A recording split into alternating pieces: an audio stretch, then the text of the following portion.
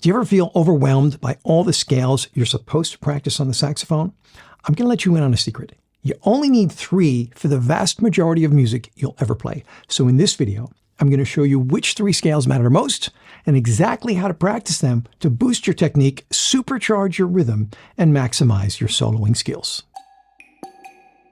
You probably already know this first one, the major scale.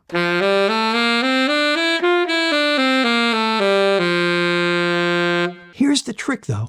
Just by starting the plain old major scale on different notes, we get bonus scales. The way I'm going to show you to practice, we get you all the bonuses for free without doing any extra work. And to make everything even easier for you, I put this entire lesson into a PDF that you can download for free by clicking the link in the description. Here's a really basic way to practice your major scale.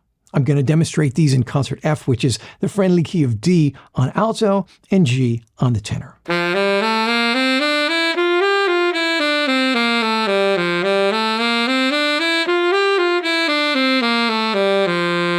Now, if we play the exact same pattern, but start on the second note, we get this minor sounding scale, which is called the Dorian mode. It sounds great on minor chords.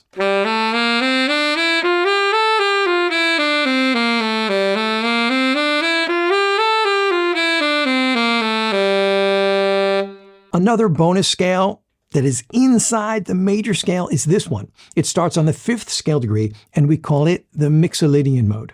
It fits perfectly over dominant 7 chords.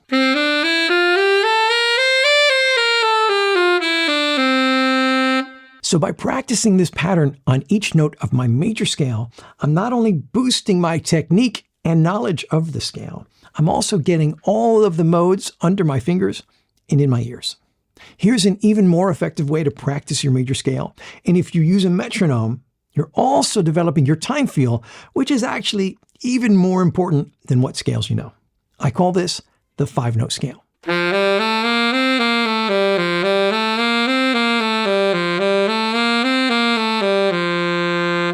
Now let's play the 5-note scale pattern, but start it on the 2nd note of our major scale.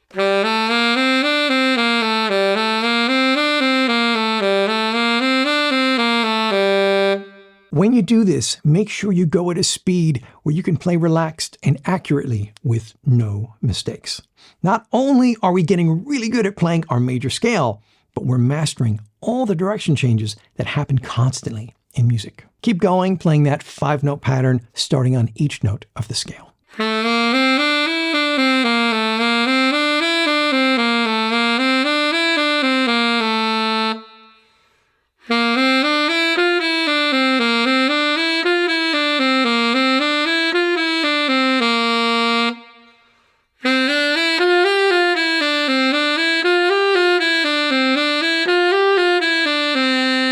Now, once you get these first 2 patterns down in one key, start working on them in other keys. I've had thousands of students make major progress on their saxophones by working on this stuff every day.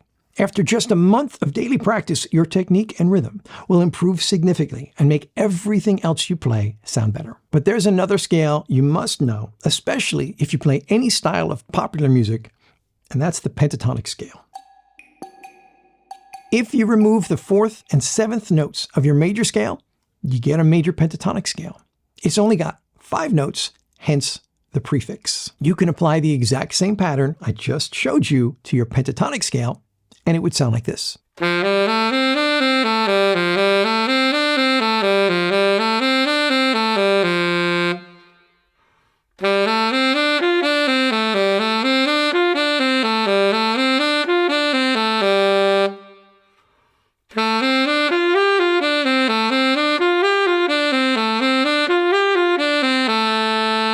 There's a great bonus scale inside that major pentatonic scale. If we start it on the 6th scale degree, we get our minor pentatonic scale as our bonus. Both of these get used constantly in every kind of popular music. Now, practicing scales up and down is great, but notes aren't always right next to each other in music. So it's very important that we practice patterns with jumps in them. This next scale pattern will help you master the pentatonic scale while getting comfortable with all those jumps.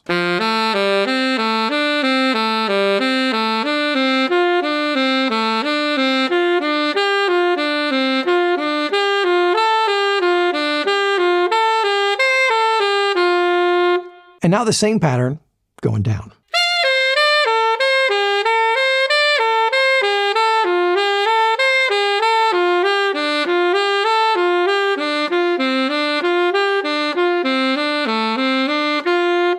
Everything I've given you so far is a lot to work on and should keep you busy for quite a while, especially once you start applying these patterns to other keys. The major and pentatonic scales cover at least 90% of everything I've ever had to play on the saxophone in my professional career. And that's why it makes sense to focus our energy on learning those first, right?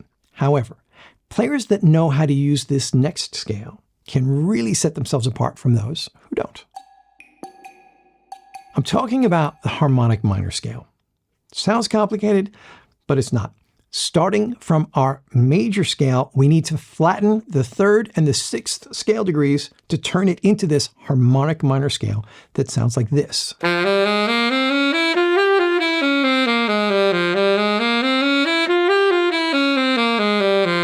We can apply all 3 of the scale patterns we already learned to this harmonic minor scale like this.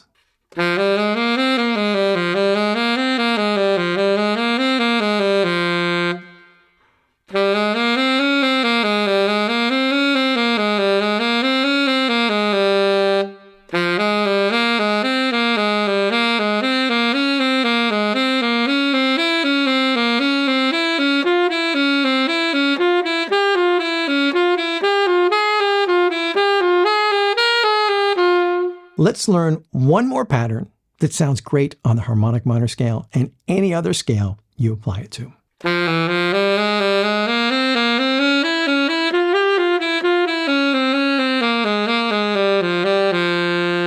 Yes, there are other scales that are good to know, but once you master the 3 I just showed you, the rest become very easy, and most of your scale work is already done. Visit the link in the description to download the free PDF with all these patterns written out for you.